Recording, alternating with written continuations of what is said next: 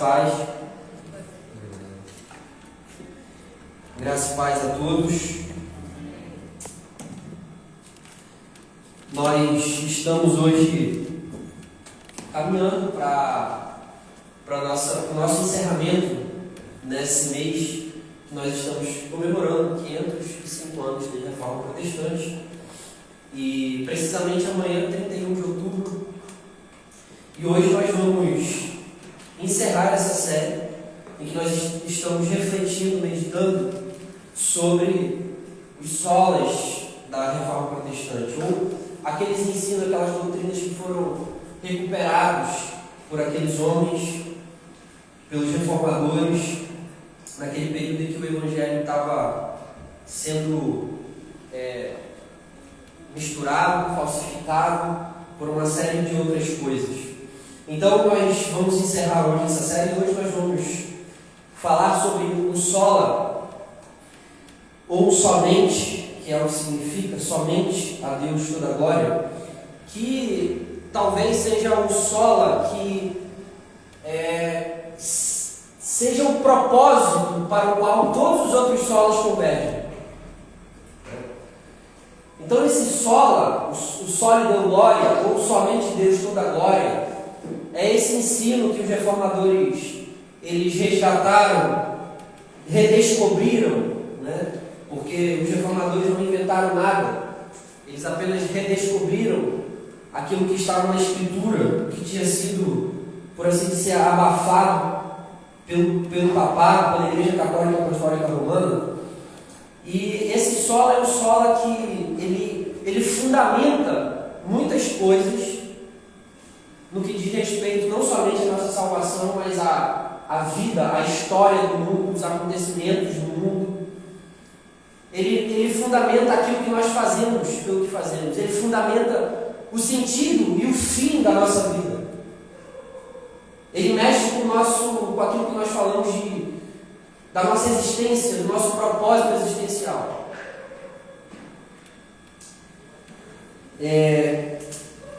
Quando os reformadores redescobriram esses ensinos, somente a Escritura, somente a graça, somente a fé, somente Cristo, eles redescobriram e ensinaram porque viram que nas Escrituras Deus não poderia ser glorificado se não fosse, Deus não poderia ser plenamente, perfeitamente glorificado se não fosse somente a Escritura, se não fosse somente pela graça, se não fosse somente pela fé e se não fosse somente por Cristo. Somente por Cristo. Então eles descobriram, eles perceberam que o mérito da salvação, que é o que estava sendo disputado na Reforma Protestante, como o homem poderia se aproximar de Deus, como o homem poderia se relacionar com Deus, como o homem poderia comparecer diante de um Deus justo e santo. Então, o mérito dessa salvação, ou a glória da salvação, recai somente sobre Deus. Sobre Deus. É isso que significa somente Deus toda a glória. Pois se os cristãos tiverem como autoridade a Escritura e mais alguma coisa, e não somente a Escritura, se os cristãos crerem na graça e mais alguma coisa, e não somente na graça, para a salvação. Se alguém crer na fé e mais alguma coisa, e não somente na fé para a salvação, ou em Cristo e mais alguma coisa, Cristo mais Maria como mediadora, então essas outras coisas que acompanham também têm parte na salvação com Deus. Essas coisas, nesse caso, essa outra coisa que acompanharia a Escritura, essa outra coisa que acompanharia a graça, essa outra coisa que acompanharia a fé, essa outra coisa que acompanharia Cristo, essa outra coisa também deveria receber glória. Ela também deveria receber glória. Mas aqueles homens leram na Escritura: eu sou o Senhor, e este é o meu nome, e a minha glória eu não dividirei com ninguém. Isaías 42, verso 8. É por isso que a glória de Deus, como nós falamos sobre a glória de Deus, propósito último de tudo que existe. A glória de Deus. E talvez esse seja um ensino, por assim dizer, um dos ensinos mais distintivos daquelas igrejas que estão situadas dentro da tradição reformada. Se você perguntar para o que Deus criou tudo que existe, se você perguntar para o que Cristo nos salvou, se você perguntar para o que Cristo nos ordena a fazer determinadas coisas, a trabalhar como se fosse para o Senhor e não para o seu patrão, a amar o próximo, a congregar. Se nós perguntássemos qualquer outra coisa, os reformados diriam: tudo isso nós fazemos para a glória de Deus. E isso foi o que o apóstolo Paulo ensinou em 1 Coríntios capítulo 10. Quer comais, quer bebais, ou façais qualquer outra coisa, fazei tudo para a glória de Deus. Então a glória de Deus é esse propósito pelo qual a nossa vida é direcionada. Amanhã você vai acordar às 7 horas da manhã e você vai trabalhar, mas você vai trabalhar para o seu patrão, você vai trabalhar porque você precisa de recurso para se sustentar, mas em última instância você vai trabalhar para a glória de Deus. Porque é para isso que eu e você existimos. A nossa vida nesse mundo, ou o que nós fazemos nesse mundo, não tem como fim último nós mesmos. Nós temos uma vida teocêntrica, isto é, Deus está no centro da nossa vida. Os cristãos devem ter uma visão da vida onde Deus ocupe o lugar central dessa vida. Não o dinheiro, não a família, não a igreja, não os meus sonhos, não os meus projetos, mas Deus e a sua glória. Essa é a coisa mais importante do mundo. Deus e a sua glória. Porque o apóstolo Paulo ensinou em Romanos 11:36 que por Ele, dele, por Ele e para Ele são todas as coisas. Glória, pois, a Ele eternamente. Amém. Amém. Então, isso é o que significa, basicamente, somente Deus agora. Então, essa é a coisa mais importante que existe no mundo. A coisa mais importante que existe no mundo é a glória de Deus. E Deus, tudo que Deus faz no mundo por meio da obra da providência, tudo que Deus fez nesse mundo, o fato dele ter criado esse mundo, o mundo existe para a glória de Deus, a igreja existe para a glória de Deus, os homens existem para a glória de Deus.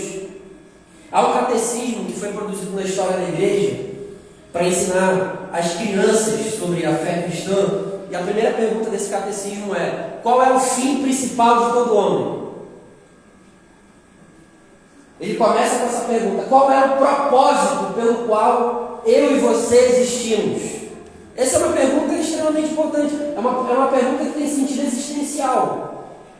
Por que você existe? Por que você está no mundo? Por que Deus fez com que você nascesse em Cabo Frio? Porque Deus fez que você nascesse no ano que você nasceu? Porque Deus deu os pais, os seus pais para você? Porque Ele permitiu que você fosse filho dos seus pais? E nós poderíamos responder isso de muitas formas, mas a resposta última para essas coisas é porque Deus quer ser glorificado por meio de tudo isso. Toda a história está concorrendo para a sua glória, porque o objetivo de Deus é fazer o seu nome grande e demonstrar a sua glória para todos os homens. Eu e você estamos aqui nesse momento para a glória de Deus.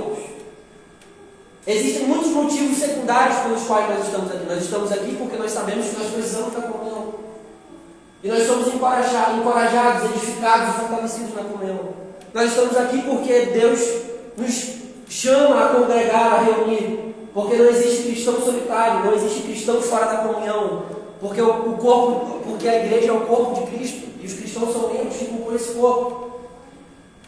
Isso são motivos secundários, mas o motivo principal que fundamenta tudo isso é a glória de Deus. E o catecismo respondeu isso. Qual é o fim principal do homem? Para o que o homem existe? E ele respondeu: o fim principal do homem é glorificar a Deus e deleitar-se em nós. Glorificar a Deus. E é claro que existem muitas maneiras de nós glorificarmos a Deus. Então, tudo que existe nesse mundo, tudo que acontece nesse mundo de maneira última existe e acontece para a glória de Deus. E eu sei que há muitas coisas difíceis pelas quais nós podemos ter dificuldade de entender. Lucas, você está dizendo que tudo acontece para a glória de Deus? E a filha que é violentada pelo pai? E as guerras que aconteceram às pessoas inocentes? O que Hitler fez? Como isso pode concorrer para a glória de Deus? É verdade, é difícil. Mas a Bíblia mas Paulo continua dizendo: dele, por ele e para ele são todas as coisas. Todas as coisas. Todas as coisas. Nós não sabemos exatamente o porquê Deus permite essas coisas e como isso redunda no final de todas as coisas para a sua glória. Mas o fato é que a Bíblia continua ecoando para nós em Romanos 11:36 que dele, por ele e para ele são todas as coisas. É a mesma coisa quando Paulo fala em Romanos 8 para nós que todas as coisas cooperam para o nosso bem. Todas as coisas. Eu fiquei desempregado, Lucas. Mas Lucas, eu perdi minha mãe no acidente de carro. Mas Lucas, eu perdi minha esposa e os meus 3 filhos no acidente de carro. Mas Lucas, uma enchente acometeu minha cidade, eu perdi minha casa, perdi tudo que tinha. Não interessa, isso não muda a verdade. Paulo vai continuar dizendo, Deus vai continuar dizendo no momento de Paulo, todas as coisas cooperam para o bem daqueles que amam a Deus e que foram escolhidos segundo o seu propósito.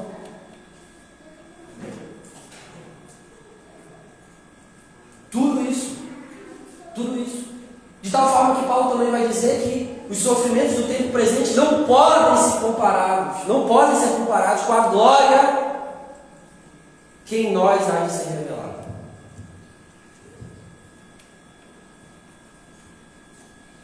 Então isso é muito importante, de forma introdutória, para nós meditarmos sobre o que significa dar somente a Deus toda a glória, o que significa somente a Deus toda a glória. E eu quero meditar com vocês hoje em 1 Coríntios, capítulo 26, ao verso 31, em alguns pontos, breves pontos, para nós meditarmos sobre isso. Isso é muito interessante, meus irmãos, porque isso, quando nós estamos nos preocupando com a glória de Deus, isso faz e isso evita com que nós caiamos em muitas ciladas.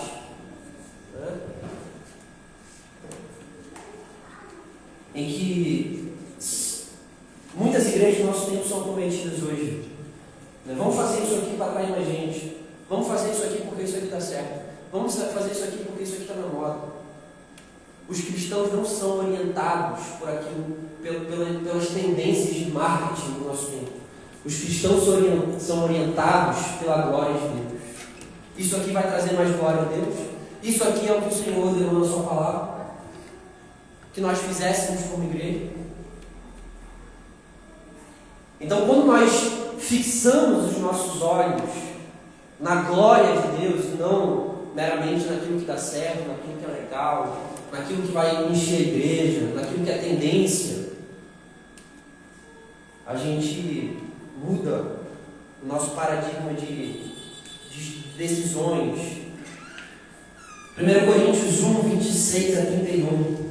Diz assim a palavra de Deus: irmãos, reparai, pois, na vossa vocação, no vosso chamado, visto que não foram chamados muitos sábios segundo a carne, nem muitos poderosos, nem muitos de nobre nascimento, pelo contrário, Deus escolheu as coisas loucas do mundo para envergonhar os sábios, e escolheu as coisas fracas do mundo para envergonhar as fortes. E Deus escolheu as coisas humildes do mundo e as desprezadas, e aquelas que não são, para reduzir a nada as que são, a fim de que ninguém se vanglorie na presença de Deus. Mas vós sois dele em Cristo Jesus, o qual se nos tornou da parte de Deus sabedoria e justiça e santificação e redenção, para que, como está escrito, aquele que se glorie-se no Senhor. No Senhor. Então, 3 pontos para nós meditarmos aqui nesse texto e refletirmos sobre como a glória de Deus qual é a consequência de nós estimarmos a glória de Deus. A primeira coisa é que a glória de Deus sobre a glória de Deus, a nossa vocação e a nossa realidade. Paulo nos chama aqui nos versos 26 a nós refletirmos e meditarmos sobre a nossa vocação, reparar na nossa vocação. E vocação aqui não é aquela vocação da qual nós falamos assim: ah não, eu me sinto vocacionado a ser um professor, eu me sinto vocacionado a ser um advogado. Não é a nossa ocupação no mundo para a glória de Deus, mas a vocação da qual Paulo está falando aqui é aquela vocação da qual nós somos chamados pelo Evangelho. A Bíblia utiliza a palavra vocação dessas duas formas. Então ele está falando: reparai na vossa vocação, reparai no vosso chamado. Vocês não foram chamados por Deus? Isso é o que nós chamamos de chamado eficaz, não é? Quando nós ouvimos o Evangelho, o Espírito Santo utiliza as verdades do Evangelho e aplica em nosso coração de tal forma que nós não podemos mais resistir a esse chamado. E aí os nossos olhos são abertos para ver a beleza de Deus na face de Cristo por meio do Evangelho. Então Paulo está chamando: olha, reparai na vossa vocação, lembre-se sempre da vocação de vocês. Lembre-se do chamado de vocês. E por que vocês devem lembrar do chamado de vocês? Porque vocês não foram chamados sendo sábios, não foram chamados sendo poderosos, não foram chamados como se fossem participantes da nobreza, pessoas de nobre nascimento. E Paulo diz: mas pelo contrário, o verso 27 ele diz: Deus escolheu as coisas loucas do mundo para envergonhar os sábios. Escolheu as coisas fracas do mundo para envergonhar os fortes. E Deus escolheu as humildes e as que nada são para reduzir a nada as que são. Então, Paulo faz uma brincadeirinha com jogos de palavras. Ele contrapõe sábios de loucos, ele contrapõe poderosos e fracos, e ele contrapõe os nobres de nobre nascimento e os humildes que nada são. Ele está revelando para nós a lógica do Evangelho, a lógica do propósito do Redentor de Deus, do fato de que quando Deus decidiu salvar pessoas, Deus decidiu salvar pessoas por baixo. E esse foi o caminho de Cristo. Isto é, o critério para que as pessoas fossem salvas e os critérios para que os homens pudessem ser salvos não é o critério de que eles são inteligentes, eles são poderosos, eles são sábios. Deus não é elitista, meus irmãos. Embora Deus salve poderosos, sábios e pessoas de nobre nascimento. Deus salva. Isso é o que Paulo escreve em 1 Timóteo capítulo 2, verso 1. Orai por todos aqueles que estão investindo de autoridade, porque Deus deseja que todos eles cheguem ao pleno conhecimento da verdade, que todos eles sejam salvos. As categorias de Deus, daí a Bíblia fala que Deus não faz acepção de pessoas. Deus salva judeus e gentios, Deus salva homens e mulheres, Deus salva brancos e pretos, Deus salva ricos e pobres, Deus salva senhores e escravos, Deus salva reis e súditos, porque o seu propósito redentivo não tem limites e não está definido ou limitado por uma casta especial de pessoas. E é isso que Paulo está dizendo.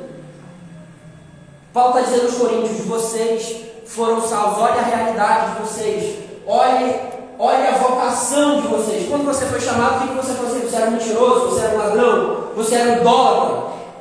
O que motivou Deus a salvar você? Que mérito você tinha para que Deus pudesse salvar você?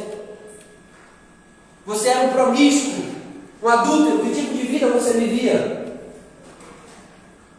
Você era um ególatra que só pensava em si mesmo, que achava que todo mundo tinha que fazer o que você queria, que o mundo girava em torno do seu umbigo.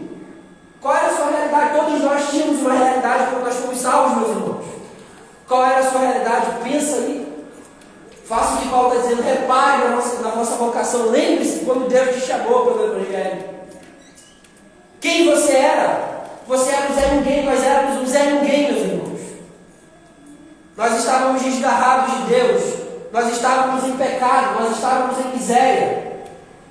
É isso que Paulo está dizendo aqui. Deus não está preocupado. A lógica de Deus não é uma lógica como a do mundo. Não é?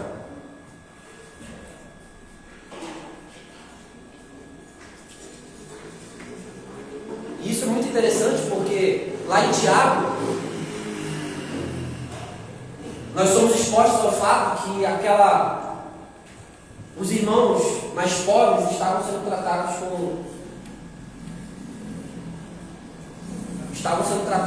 de forma... A igreja estava fazendo diferença. E Tiago escreve dizendo, olha, se chega um rico, você chama ele para sentar na frente. Mas se chega um pobre, você deixa ele para trás. E vocês acham que isso é o que o Evangelho ensina? É o que Tiago diz. Você acha que essa é a lei do amor? E mais para frente Tiago vai falar assim, não são os ricos que oprimem vocês? Nos tribunais? Então, Paulo está chamando a nós, para nós refletirmos sobre a nossa situação. Qual era a nossa realidade quando Deus nos chamou? Qual era a sua realidade? E ainda que você fosse um sábio, ainda que você fosse um poderoso, ainda que você pudesse ter nascido de nobre nascimento, Deus não te chamou por nenhum desses motivos.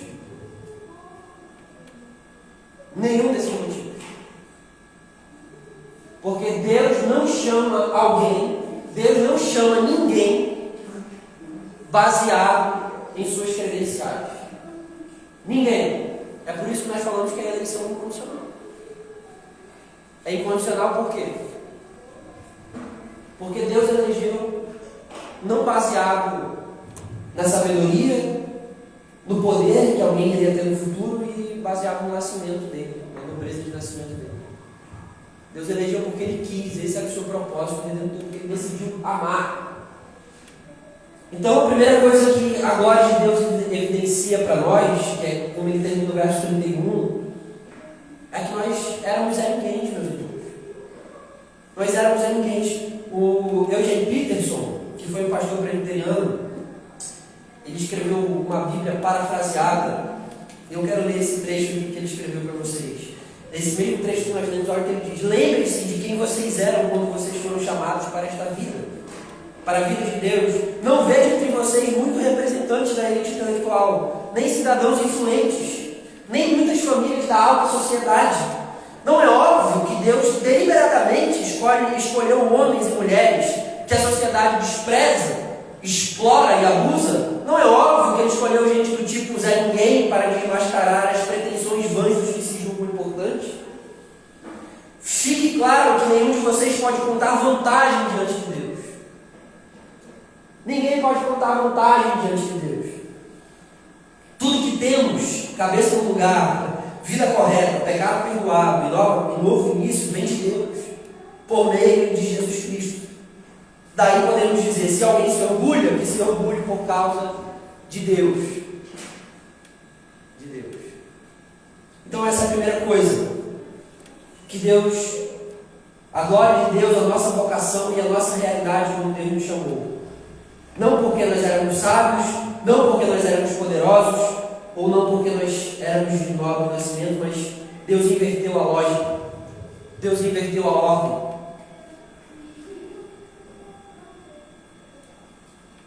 A segunda coisa é o propósito pelo qual Deus escolheu essa lógica.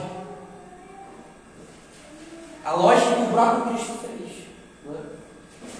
Cristo nasceu numa estebraria. Cristo não nasceu num palácio.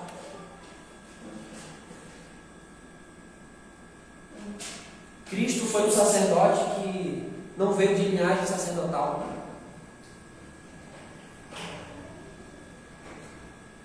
Cristo representava, Cristo era o selvagem, por assim dizer, para a liderança religiosa do seu tempo.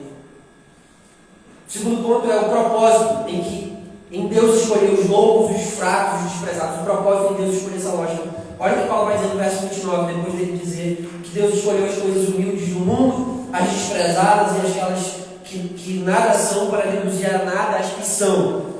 No verso 29 ele diz, a fim de que ninguém se vanglorie na presença de Deus. Então a lógica divina é essa, porque no final de tudo Deus quer que ninguém possa se vangloriar diante dele. Ninguém vai chegar para o céu e falar assim, eu cheguei aqui no céu por minha causa. Ninguém pode dizer que é cristão pelos seus méritos, por aquilo que ele fez. Ninguém. E é por isso que Paulo fala que a salvação é por graça e não por obras. Porque se é por obra, já não é por graça. E Paulo vai dizer em Efésios 2 que é por graça para que ninguém se glorie. Para que ninguém se glorie. Por que ninguém pode se gloriar? Porque ninguém pode se vangloriar. Estamos nessa posição. Porque é a Deus somente toda a glória. Somente a Deus toda a glória. Quando nós lemos Apocalipse e uma quantidade enorme de cânticos que existem em Apocalipse, não sei se você já observou, existe uma enorme quantidade de cânticos, anjos cantam. João diz que ele viu gente de toda a tribo, língua e nação cantando. E o que eles estão cantando? Se nós pudéssemos sintetizar todos os cânticos do Apocalipse, o que eles estão cantando? Eles estão tributando toda a glória a Deus. E por que eles estão tributando toda a glória a Deus? Porque Deus é o autor da salvação. Porque foi Deus que nos elegeu. Porque foi Deus que nos predestinou. Porque foi Deus que nos chamou de forma eficaz. Foi Deus que permitiu que nós ouvíssemos o Evangelho em determinado momento. Foi Deus que pegou o Evangelho e colocou no nosso coração. Foi Deus que abriu os nossos olhos. Foi Deus que deu um novo coração de carne, que tirou o coração de pedra. Foi Deus que nos justificou. Foi Deus que nos adotou. É Deus que está nos santificando por meio do seu Espírito. E é Deus que vai nos glorificar e vai nos ressuscitar. É Deus. Você entende? Deus, meus irmãos.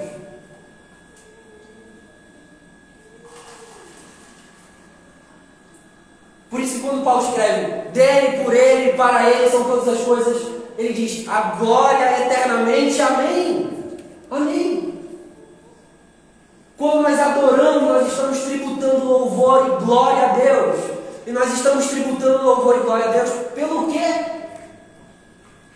Pelo que Ele é.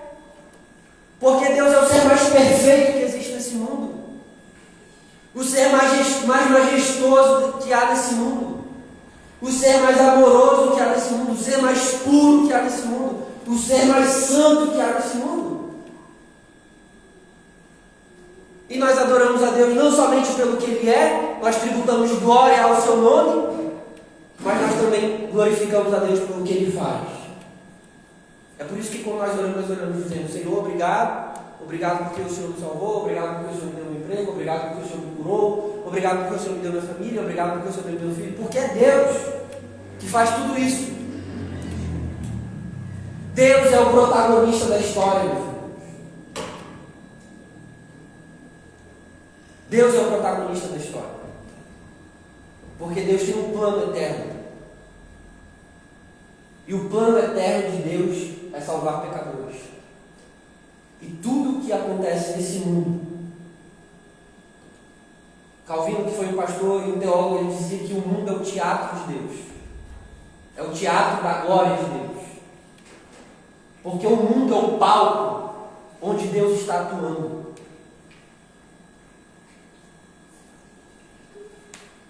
Onde Ele está trabalhando para concluir o seu propósito eterno, que é salvar a gente de toda tribo, língua, raça, nação. É reconciliar pecadores com o Senhor. Para que esses pecadores glorifiquem ao seu nome. Veja que a glória de Deus é o propósito último do Evangelho.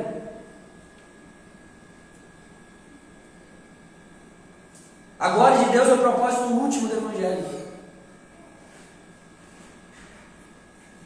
Nós não evangelizamos as pessoas simplesmente para que elas creiam em Cristo. Esse é o motivo, mas esse não é o motivo último. Por que os homens precisam ser evangelizados? Por que os homens precisam ser convertidos? Para que Deus seja glorificado. Para que Deus seja glorificado. Missões, meu pai certa vez disse que missões existem porque não há adoração. Então nós fazemos missões para que os homens creiam em Cristo e para que no final de tudo isso esses homens glorifiquem a Deus. Por quê? Porque a glória de Deus é o fim último da existência humana. É o fim último do propósito do homem. Glorificar a Deus e deleitar-se nele para sempre. Isso é o que Paulo fala em Romanos 1. Que eles não glorificaram a Deus. Quando ele vai falar que do céu se manifesta a ira de Deus. Porque os homens, Romanos 1, 18, a ira de Deus revela do céu contra toda impiedade e perversão dos homens que detêm a verdade pela justiça, porque o que de Deus se pode conhecer é manifesto entre eles, porque Deus lhe manifestou, porque os atributos invisíveis de Deus, assim o seu eterno poder, como também a sua própria divindade, claramente se reconhecem desde o princípio do mundo. Tais homens são por isso indesculpáveis, porquanto, tendo conhecimento de Deus, não glorificaram como Deus. Não glorificaram como Deus. Veja que Paulo está dizendo que eles não glorificaram como Deus, como se isso fosse um dever. Eles sabem que existe um Deus. Se eles sabem que existe um Deus, qual é o dever dos homens? Glorificar a Deus. Isso é o que é exigido no primeiro mandamento. Quando Deus diz, não terás outros deuses além de mim. Se é pecado, se Deus está proibindo a idolatria, Deus está nos chamando a tributar glória ao seu nome, como o único Deus verdadeiro. Então eles não glorificaram como Deus, nem lhe deram graças. E o que é o Evangelho? O Evangelho é essa mensagem que faz com que os homens possam glorificar a Deus e desfrutar de Deus e de tudo que Ele é e de tudo que Ele nos dá em Cristo Jesus, para que no final de tudo a gente possa dizer glória somente a Ti, para que a gente possa reconhecer a perfeição de Deus, a bondade de Deus, a justiça de Deus, a misericórdia de Deus, em chamar pecadores para o seu relacionamento de amor.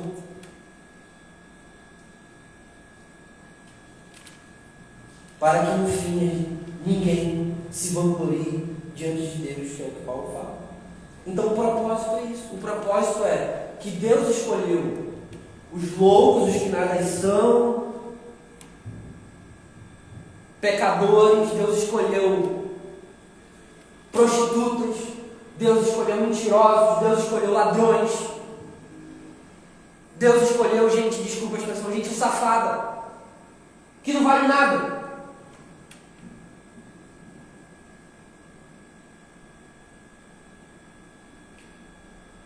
Para que no final ninguém se vanglorie diante de Deus. Aliás, essa era a crise ali com os líderes religiosos, não é? Jesus disse certa vez para eles, assim, olha, as prostitutas estão mais perto do reino do que vocês. E eles vão entrar primeiro no reino de Deus do que vocês.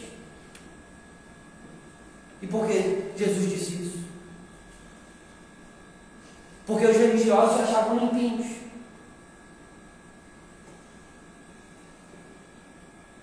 Eles achavam que tinham motivos de se gloriar diante de Deus. Eles oravam como aquele fariseu em Lucas 18, Senhor, eu tenho dado dízimo. Você lembra da oração do fariseu? Eu não sou como esses pecadores. É a oração de Job, né? Eu não sou como eles. E do lado, O publicano dizia: Senhor, ser propício a mim. O texto diz que ele nem ousava olhar para o céu, ele dizia com a cabeça baixada: Senhor, ser propício a mim. E o texto diz que quem é que foi justificado? O publicano. O publicano foi justificado. Aqueles que sabem que são miseráveis estão mais próximos do reino de Deus do que aqueles que acham que são perfeitos.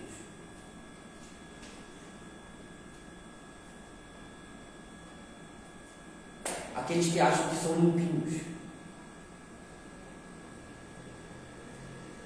Porque Jesus disse que ele não veio para os sãos. Os sãos não precisam de médico. Se você acha que você é são, ótimo, você não precisa de médico. Cristo não é para você. Cristo é para aqueles que foram feridos pela lei. Cristo é para aqueles que se depararam com a miséria do seu coração, com a devassidão do seu coração, e viram que não conseguem dar conta. Não conseguem dar conta de estar diante de Deus. E eles precisam de um mediador, que é Cristo. E colocaram sua fé nele, é isso. E vanglória, meu irmão. Alguém que se vangloria só por um determinado tempo. Porque um dia essa pessoa vai descobrir que vanglória é glória vã. É glória vã. E no dia que esses homens estiverem diante de Deus, eles vão ver que a vanglória deles não vai resultar em nada. Porque Deus não divide a sua glória. Deus não divide a sua glória. Glória é uma coisa que só é dada a Deus. Somente a Deus a glória. Somente a Deus a glória. Terceira coisa é que Paulo fala que nós somos de Deus em Cristo. Verso 30 e 31. Verso 30 e 31. Mas vós sois dele. Então, depois de Paulo falar assim: olha, lembrem-se, reparem na vocação de vocês, na realidade em qual vocês viviam quando vocês foram chamados. E Deus fez isso para que ninguém se glorie diante dele. Agora, no verso 30, Paulo fala assim: mas vós sois dele. Ainda assim, hoje, vocês pertencem a ele. Em Cristo Jesus. Em Cristo Jesus. O qual se tornou da parte de Deus sabedoria, justiça e santificação. Em Cristo Jesus, porque Jesus Cristo é o mediador da nova aliança. E Jesus Cristo é o único mediador entre Deus e os homens. Isso é o que significa somente Cristo. Somente Cristo. Ele é o representante da igreja. Ele é o nosso representante diante de Deus. É por isso que nós podemos estar aqui. É por isso que nós podemos nos achegar confiadamente ao trono da graça e receber misericórdia em tempo oportuno. É por isso que nós podemos chamar Deus de Pai. É por isso que nós podemos ser chamados filhos de Deus. É por isso que nós podemos repetir como Paulo: quem tentará acusação contra os escolhidos de Deus? É Ele quem nos justifica. Quem tentará acusação? Quem pode nos acusar, meus irmãos? Se foi Cristo que morreu por nós, quem pode nos separar do amor de Deus que está em Cristo Jesus? Ninguém. Porque nós estamos em Cristo. E uma vez que Cristo conquistou perfeitamente, viveu a vida perfeitamente, que nós não podíamos viver, nós podemos confiar, descansar o nosso coração de que nós estamos na mão de Deus e que nós podemos desfrutar de sabedoria, justiça, santificação e redenção. Sabedoria porque Cristo é o nosso profeta. Ele revela a verdade de Deus para nós. Ele é o homem mais sábio que pisou nessa terra. Não foi Salomão, foi Cristo. Ele é o Verbo encarnado. O Verbo estava com Deus, o Verbo era Deus. Ele é a palavra de Deus. É por isso que nós podemos receber sabedoria. É por isso que nós podemos receber justiça, porque Cristo cumpriu perfeitamente a lei. Cristo fez o que nós não podíamos fazer. E nós podemos viver confiadamente de que nós chegaremos naquele grande dia diante de Deus e falar: Senhor, aqui está as minhas mãos e tudo que eu tenho é Cristo. Eu não tenho nada em minhas mãos, Senhor, mas eu tenho Cristo. E é isso que eu coloco diante de Ti, porque a minha justiça está nele. Nós temos santificação, porque nós podemos agora viver diante de Deus, sendo chamados de santos. Santos, porque nós fomos purificados, nós fomos lavados pelo seu sangue. Nós fomos remidos. Não importa o teu pecado, não importa a tua luta, existe justiça em Deus para você. Coloque sua fé em Cristo. Cristo pode te purificar, Cristo pode te lavar, Cristo pode te dar uma nova vida, meu irmão. Porque Ele viveu a vida que nós não podíamos viver, para que Deus, no fim de tudo, receba toda a glória. Toda a glória. E tudo que nós fazemos é descansar na sua obra. E nós recebemos redenção, nós recebemos tudo de Cristo. Em Cristo nós temos tudo de Deus. Tudo de Deus está em Cristo. Tudo de Deus está em Cristo. Se você quer receber as bênçãos espirituais de Deus, do qual Paulo fala, bendito Deus e Pai de nosso Senhor Jesus Cristo, que nos abençoou com toda a sorte de bênçãos espirituais nas regiões celestiais. Isso é o que Paulo fala em Efésios 1, ele vai falar: Ele nos deu um amado, por meio do amado.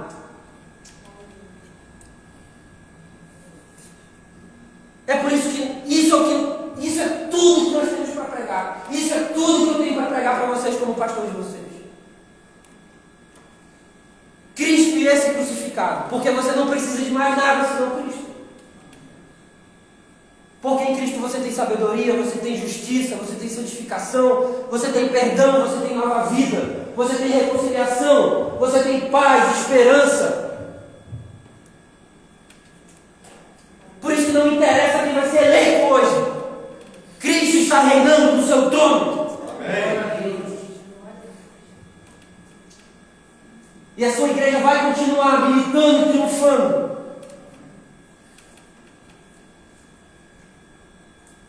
Cristo. E ele vai dizer no final, Paulo vai terminar: para que, como está escrito, aquele que se glorie, glorie-se no Senhor. Então vocês não foram chamados sendo poderosos, vocês não foram chamados sendo sábios, vocês não eram de nobre nascimento.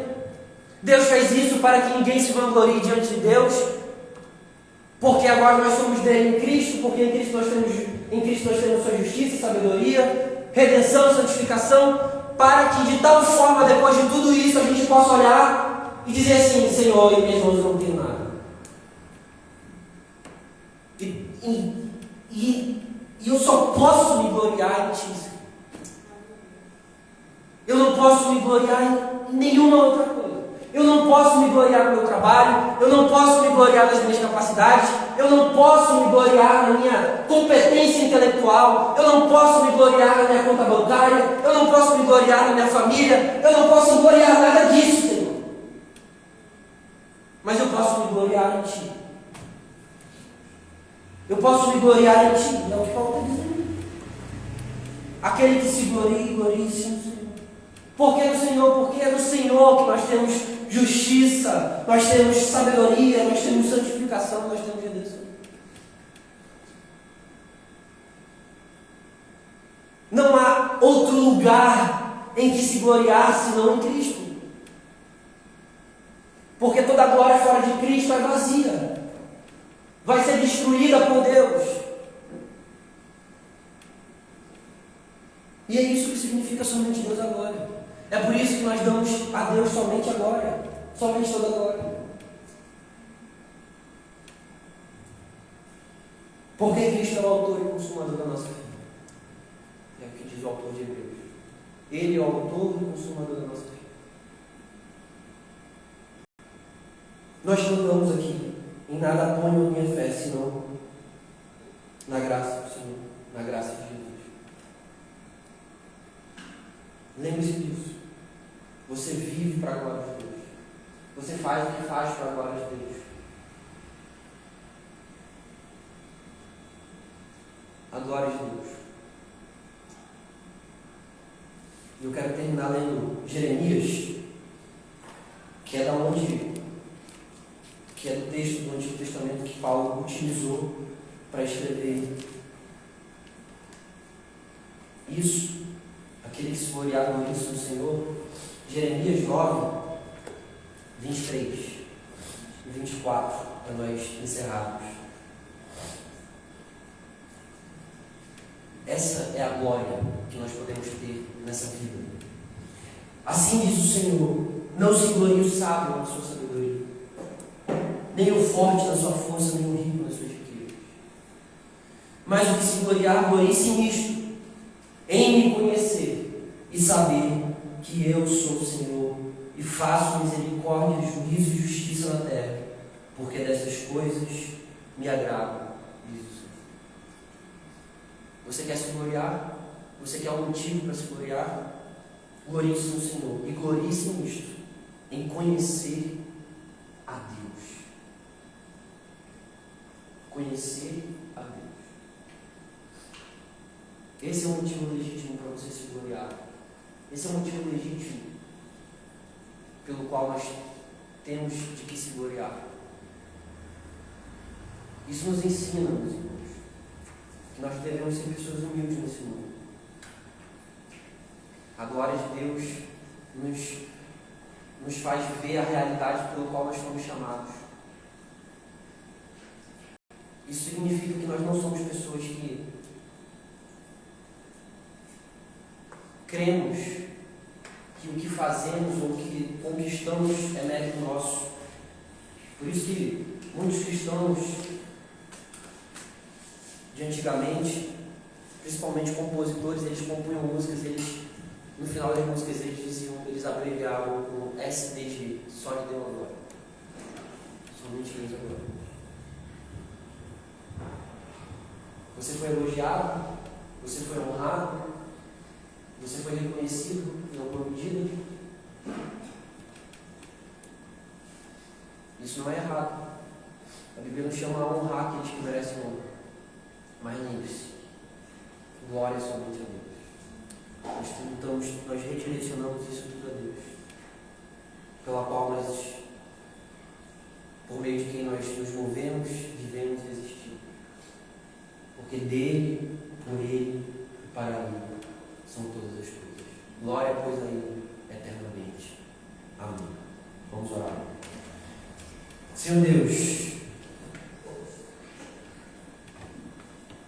nós pedimos, Senhor, que os nossos olhos e o nosso coração seja cada dia mais capturado pela Tua glória. Que a nossa vida, Senhor, seja um reflexo da Tua glória. Que tudo que nós venhamos a falar, viver, a forma como nós nos comportamos, ó Deus, seja um reflexo da Tua glória. O que é que a gente venha fazer no mundo? Que o Teu nome seja glorificado. Desde tomar um café, ó Deus, até qualquer outra coisa de mais importância. Que a Tua palavra, que a Tua verdade essa verdade esteja no nosso coração, que quer nós comamos, quer perdoamos, nós fazemos tudo isso para a Tua glória, porque a Tua glória é a coisa mais importante que existe nesse mundo. É o que nós pedimos, em nome de Jesus, Teu Filho. Amém. Amém. Meus irmãos, nesse momento nós vamos participar da mesa do Senhor. Um momento muito importante para nós como igreja. Nesse mês nós estamos fazendo isso todos os domingos. E eu quero chamar aqui o irmão Lohan e o irmão Leandro para que eles sirvam a comunidade, sirvam a igreja com o pão e com o vinho, enquanto os nossos irmãos vão nos conduzir em cânticos.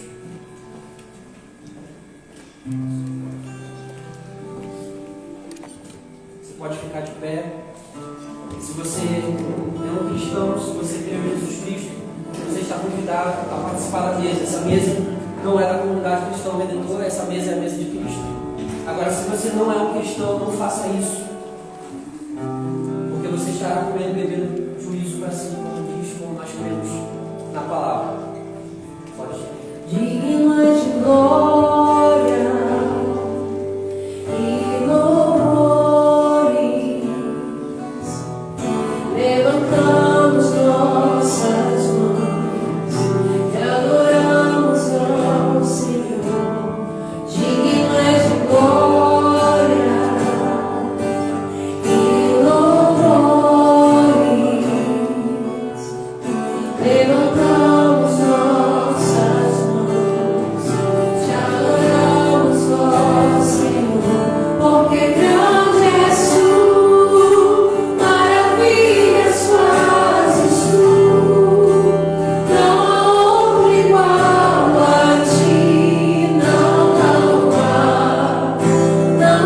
outro igual a ti, porque grande és tu, maravilhas fazes tu, não há outro igual a ti, não há outro igual. Digno és de glória e louvores, levantamos nossas mãos, te adoramos, ó Senhor. Digno és de glória e louvores, levantamos nossas mãos, te adoramos, porque grande és tu, maravilhas fazes tu, não há outro igual a ti, não há outro igual a ti, porque grande és tu, Senhor, maravilhas fazes tu, não há outro igual a ti, não há outro igual a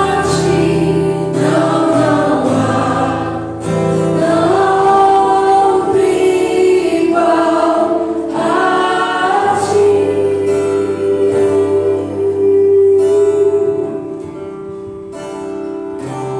1 Coríntios capítulo 11, verso 23, o apóstolo Paulo diz o seguinte: porque eu recebi do Senhor que também vos entreguei, que o Senhor Jesus, na noite em que foi traído, tomou o pão e, tendo dado graças, partiu e disse: isto é o meu corpo, que é dado por vós. Fazei isso em memória de mim. Levante o pão. Lembre-se disso. O que nós fazemos aqui, quando nós comemos o pão e bebemos o cálice, nós não fazemos porque Cristo assim ensinou. Certo?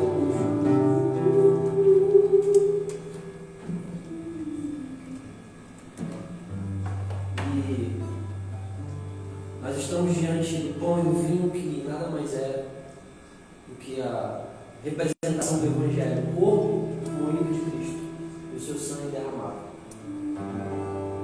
Lembre-se disso. Lembre-se disso, que o que nos une é o sacrifício de Cristo. Se você pecou contra algum irmão, se você está com algum espírito faccioso contra algum irmão, perdoe, reconcilie. Não faça isso, não coma do pão e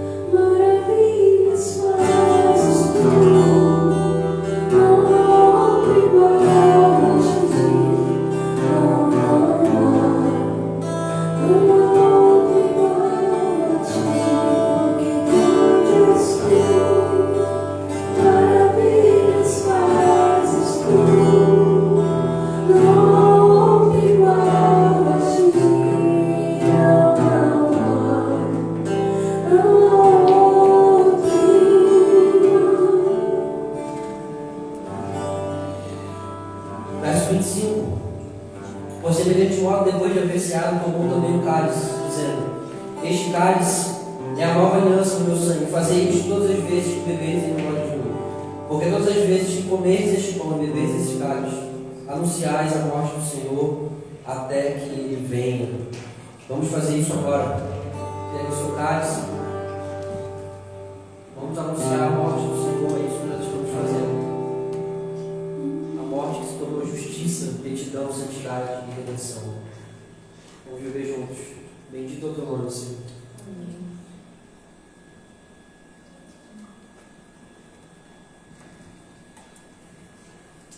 Porque grande és tu, maravilhas fazes tu, não há outro igual a ti, não há outro igual a ti. Porque grande és tu, maravilhas fazes tu, não há outro igual a ti.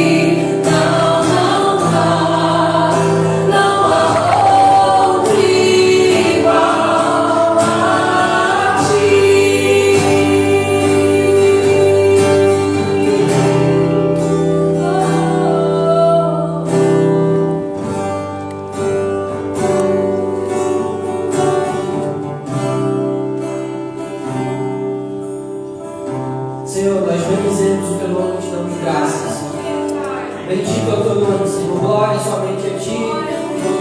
Nós tributamos toda a honra ao teu nome, toda a glória. Que a tua glória a cada dia fascine nos nossos corações. Que os nossos afetos de Deus sejam cativados pela tua beleza, pela tua obra redentora por nós, pelo teu amor e pela tua bondade. Nos despeça em paz debaixo da tua graça. Abençoe o teu povo, Senhor, espalhado pela face da terra.